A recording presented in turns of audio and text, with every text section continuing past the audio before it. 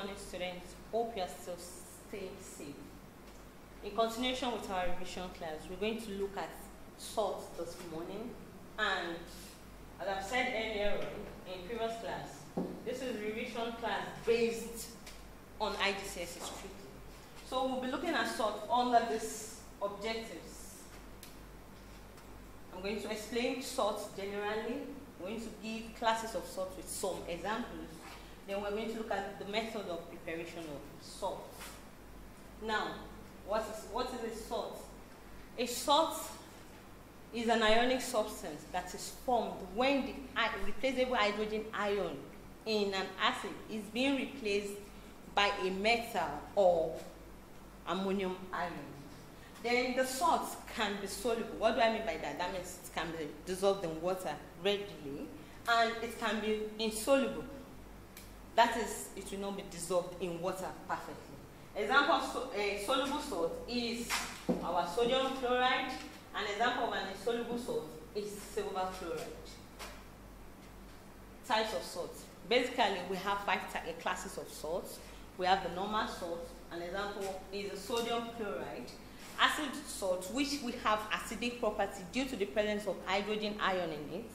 We have basic salt, formed from insufficient quantity of acid for complete neutralization of the base. We have double salt, and we have the complex salt. Now, we'll be looking at methods of preparation of soluble salts. Now, we're going to look at three things together. If you react an acid with a solid metal, now you have to use excess of the solid. That means you have to use excess of the metal. Once that is done, there will be excess solid that should be filtered off. Thereafter, the filtrate should be collected, should be evaporated to take the water off. Then, at this point, in a previous term, I was explaining this particular topic where I said that some salts will decompose on heating. So here, if it's a type of salt that will decompose on heating, you don't evaporate to complete dryness. You only boil for a minute to reduce the quantity of water there. After that, you allow it to cool. Crystallization will take place, and that can be done by seeding. That's adding little quantity of the salt you want to it to facilitate the crystallization of the salt out of the solution. And the other type, if it's a salt that will not decompose on heating, then you evaporate to dryness. At a point, crystallization will take place, and the salt will come out.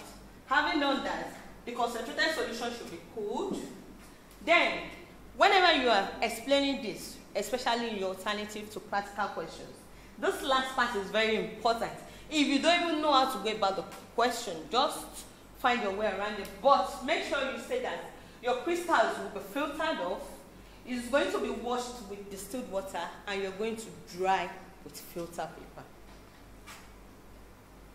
Now, the second method of preparing soluble salts, titration. We did this in the laboratory several times. That is for volumetric analysis, where you put your acid in your burette, you take your base with your pipette, you use an indicator to know the end point of the reaction. From our previous class, we defined neutralization as a reaction between acid and base to form salt and water only. So at the end of the titration, if you have a color substance formed, you can add activated charcoal to remove the color in the substance.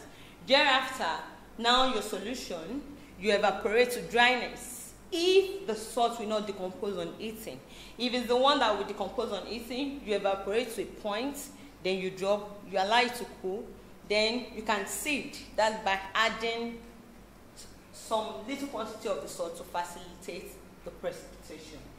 Now, let's look at the method of preparing insoluble salts. Now, a typical example here is barium sulfate. Now, this is done by precipitation. You pick your sodium sulfate first. You add to a solution of soluble barium salt. That now we are using barium chloride, and it will lead to formation of insoluble sodium sulfate. After, you're going to have some of the precipitate falling to the bottom of the beaker. That is because this salt is insoluble. Now let's look at method of preparing insoluble salt. A typical example is barium sulfide. we're going to start by adding sodium sulfate to a solution of a soluble barium salt, which will be barium chloride. We're going to have formation of an insoluble salt, which is sodium sulfate.